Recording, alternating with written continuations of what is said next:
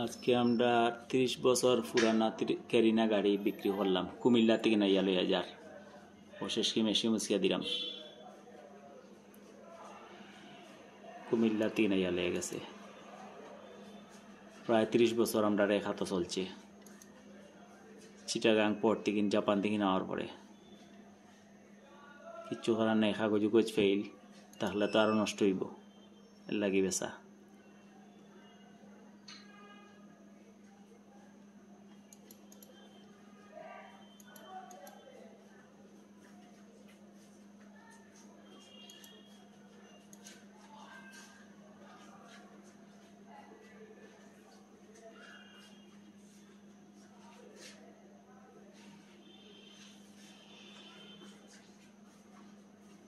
শেষ বিদায়।